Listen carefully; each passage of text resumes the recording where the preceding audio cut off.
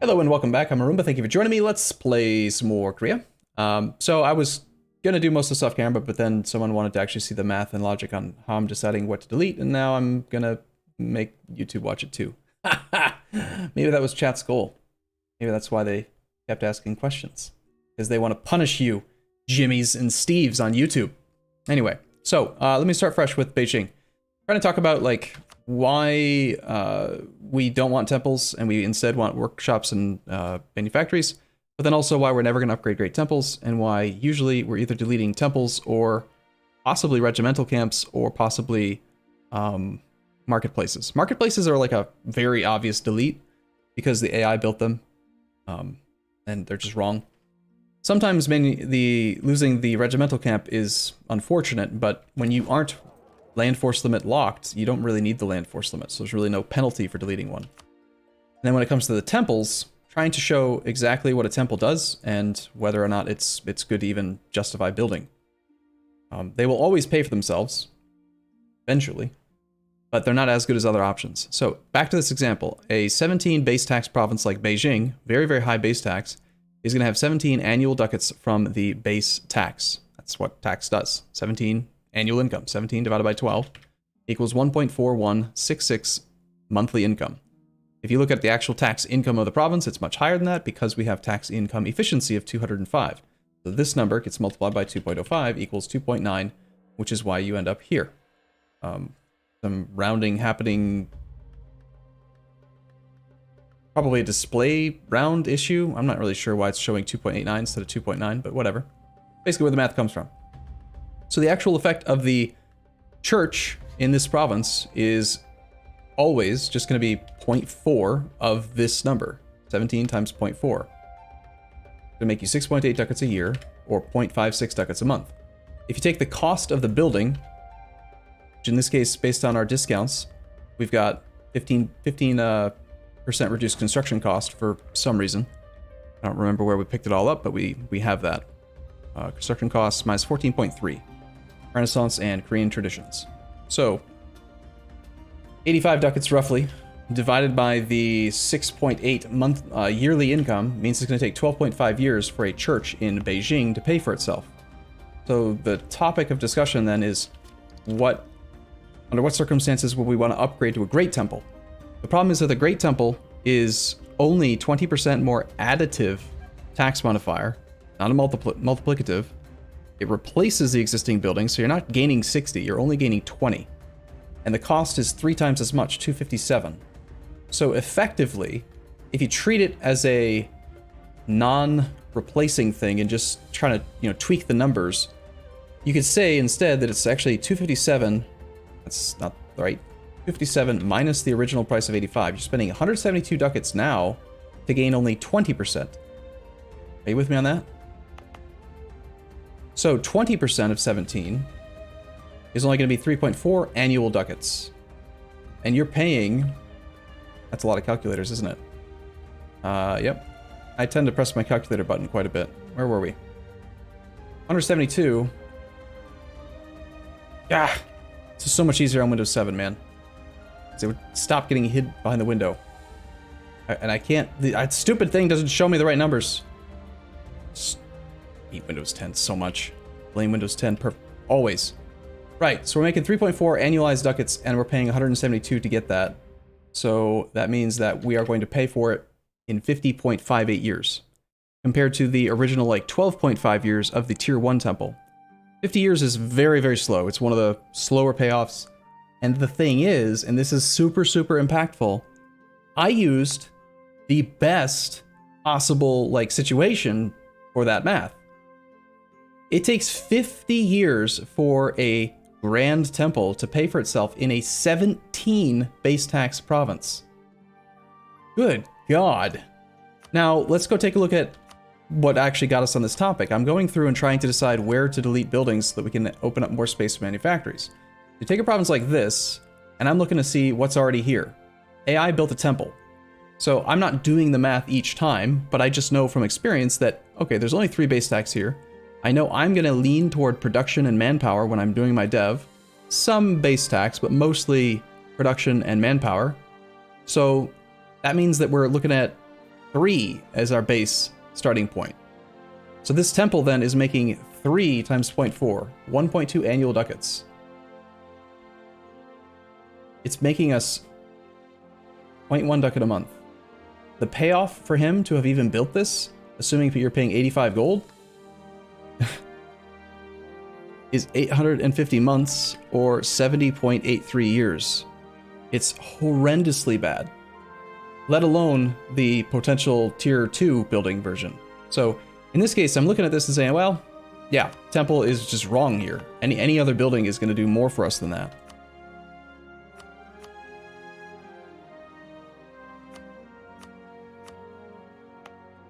And the AI, their logic on building buildings is just really bad. In this province, we have the university in progress, which doesn't cost a building slot. The shipyard, because it's coastal, shipyards are super important. The fort, I'm unwilling to delete. We need 2 more building slots now, though, in order to actually get space for a manufactory. It's not a bad trade good. At the very least, I want to dev this to 10 just to get another building slot. And we want to prioritize dip. So let's just do 3 Diplo clicks to get it to 10. Opening up that extra slot. This one will replace itself, so there will be a new slot soon. And the university's done. Hey look, it's another 3 base tax temple. Not even worth the money, man. This one just needs some more development. The fort being here is what's blocking the manufactory. This 3 base tax temple, blocking a manufactory, needs to go. This temple. This one's a little bit better at 6, but even then, I'm not willing to keep it. I'd rather have a manufactory. Although in this case, we could have built the deleted the regimental camp instead, because again, we don't necessarily need land force limit. Workshop, castle, not enough dev. Eventually, it will get devved when I'm doing some of my dev spam. 9 base tax is probably worth keeping, and I would instead try to push to 20. Even though it's territory? Oh. The fact that it's a territory changes that. I would much rather not have a... I'm not going to state this. Probably. Although that's quite a bit of base development. If we had state slots, I'd like to do it. Unpause. Pause. Hey, you guys brought this up. It's not my fault. I want manufactories over that. I don't think we're going to have the state slots for it. Hey, look. The AI built a marketplace in a 22 development mountain. That's smart. AI smart. There is a courthouse here. Oh, great. Look, a temple in a 1 base tax province. Now that makes no sense. Courthouse is stupid. Temple in 5 is not great, but...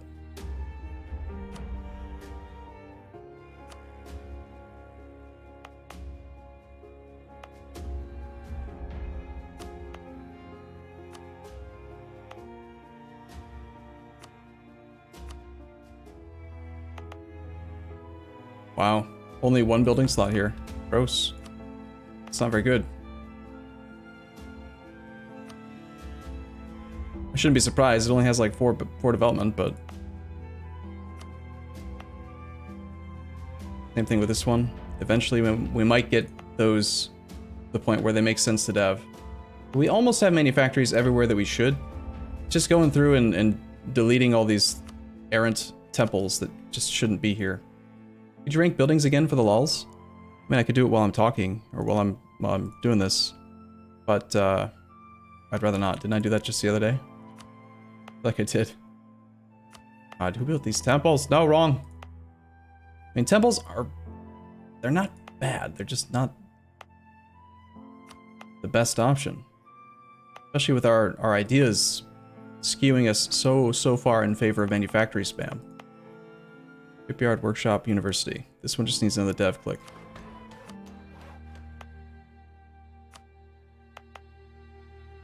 Shipyard, university, trade depot. Some AI saved up for centuries so they could build a trade depot. Trade depot. Not a marketplace, a trade depot. Are you kidding me? Wow.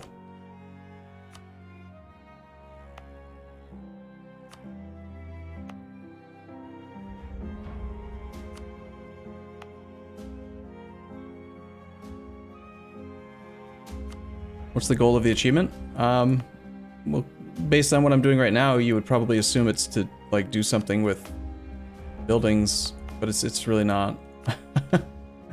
I'm just stuck in an efficiency loop where I'm trying to actually have the right buildings. 18 base tax, we're definitely gonna keep the temple here, but this one needs a little bit more dev as well, so we can actually build a manufactory here in this silk.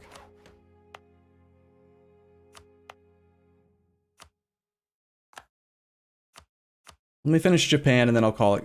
We'll be good. Deleting temples in favor of manufactories is very tedious,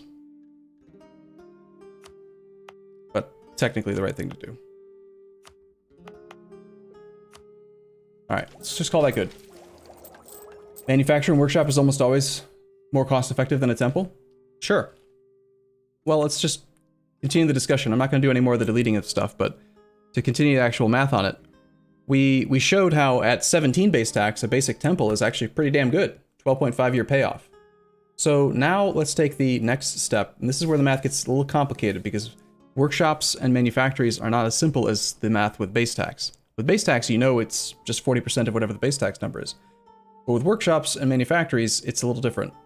So assuming a, what, like just, let's take the scenario where you have very, very few building slots and you aren't going to have a huge amount of development. So like 10 development or less, and show why a workshop and manufactory is the better choice. Did I forget this one? Might have forgotten that one. No, there's too many stuff. Bum, bum, bum. So these ones here, a dock, that's gross. That should get deleted. All right, so this is a pretty decent example. We've got iron with only 5 base production. It's got a workshop, but no manufactory yet because we had just deleted the temple. So let's take a look at like what a workshop does in this case. A workshop on its own is basically the same cost as the temple, gives 50% local production efficiency as expected, just like with tax income efficiency, it applies its multiplier here. So you take, the math gets a little bit more complicated. Let's delete all the other calculators so I don't get mixed up when I'm trying to load these up. And I also don't like how when I alt tab, it's like showing all the crap on all 3 monitors. It should only be showing the shit that's on this monitor. Obviously. Obviously, Windows. All right, so here's our example province. So the math becomes, you take the value of the trade good, 4.5, multiply it by the goods produced. We have goods produced of 1 because 5 base production increases local goods produced by 0.2 per development. So 1 base production. And then on top of that, we've got 20% local goods produced efficiency. So 1 goods produced times 1.2 equals 1.2 goods produced times the trade value of the trade good in question, in this case iron. So the annual production value of this province's thing is 5.4, kind of like with base tax. This is our starting point now for calculating the monthly income in production from this. So next, we take production efficiency of 110%. For whatever reason, paradox is paradox. Here, when it says tax income efficiency 155, you don't multiply it by 255 because of 100% base plus 155 extra. No, it's just times 1.55. Here, you start at 0% production efficiency. So when it says plus 110, it actually means plus 110. Granted, this doesn't say plus 155, but still, they should just show it as a multiplier in my mind. Anyway, so this is now going to be 5.4 times 2.1 because we've got 110% increased production efficiency. So altogether, we make 11.34 production value worth of iron in this province. That divided by 12 gives you the monthly income in production of 0.945, which is what the game is showing. Okay? Now, again, this is why, and this is where it gets kind of complicated. With the manufactory increases local goods produced by 0.1. Sorry, by, not 0.1, by 1. It effectively adds, in my mind, the way I keep track of it, 5 phantom base production. It's like having a 6, 10, 7, except you didn't pay monarch points for it, you paid money. And instead of the development being at 23, it's only at 18, which allows you to dev more with less cost because you're getting the benefits of the production without actually having to do the production. Also, in the case where, say, for example, you have like a 1 base tax, 10 base production, 9 base manpower province, if that were the case, you wouldn't be allowed to do more base production clicks, right? Because the production of the development of the province is not balanced. But because it's like phantom production, you would actually end up with a 1-15-9 effective province. So let's say we build the manufactory. Let's see what happens. So now this province goes effectively to 10 base production, 10 times 0.2 times 1.2 goods produced efficiency multiplier. We now make 2.4 iron times 4.5 iron's trade value, which gives us 10.8. And then assuming that we have 110% production efficiency, you multiply by 2.1, you get 22.68 annualized income from it, which gives 1.89. That sounds pretty good, right? But wait, there's more, and this is why it gets freaking complicated, is that goods produced determines trade value. Goods produced multiplied by the value of the trade good determines trade value. The trade value multiplied by your production efficiency determines your production income. But trade value, as you might be able to expect and guess, is also the value of the trade. So it's not just the production efficiency that you're getting when you're building manufactories, you're also getting more trade value. So if you have 100% control of this node, and 100% control of this node, and 100% control of this node, you're effectively getting twice as much as it would show. And when you compound the two effects, you build a workshop and the manufactory, and then you factor in the trade value bonus as well, it completely kicks temples out of the even realm of possibility. There's no point to even consider it. So yeah, this is quite the detour. I know, this whole episode has been math and stuff. I don't think we've been paused. So much for speed 5, right? But that's basically the argument for why manufactories as a priority and then follow it up with workshops rather than do other stuff. We apparently have a disaster. It's probably the burgers because I did the click. Just revoke a province from them somewhere.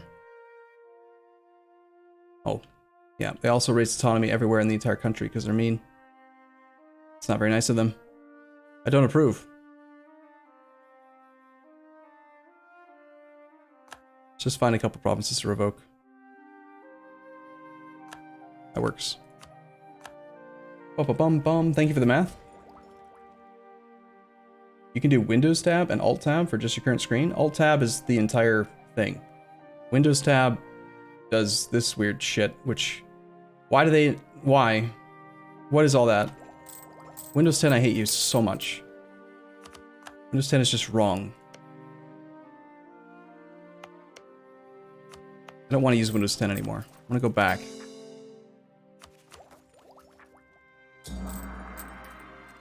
For the next lecture, could you explain which provinces to give to what estates?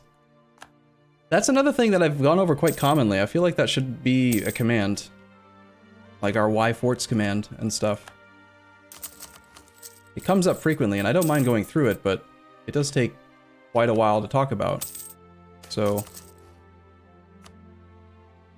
Also, I just want to once again reiterate, Leader Jan Schneider will die. Well, that's rather sad. I don't really want to lose a mandate. Sorry, Jan. You're dead now. Gold mine just collapsed. Awesome. Lost my train of thought. What was I going to say? Quickly, chat. Tell me what I was going to say. Oh, right. I want to reiterate something that I think is very important to understand. The game kind of leads you to believe that this interface tells you everything you need to know about building buildings, right? When you click on Temple, it tells you this will make you this much more money per month. This is true. When you click on Workshop, it tells you this will make you this much more money per month. This is true. When you click on the Courthouse, it's telling you how much money it's going to save you per month in state maintenance. This is true.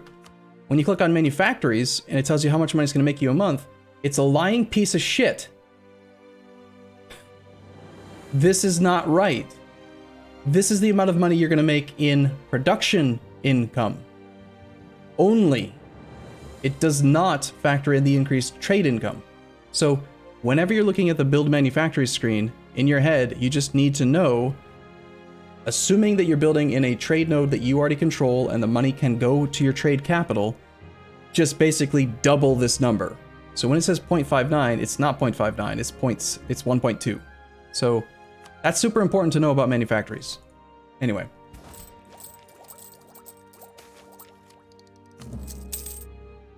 Get a little ranty now. Well, let's do this. Let's take a short break here. I'll be back in the next episode where we will not do nearly as much math and we will actually let the game run on speed 5 for a while. Sound good? Cool. Thank you. I'll see you again in the next episode.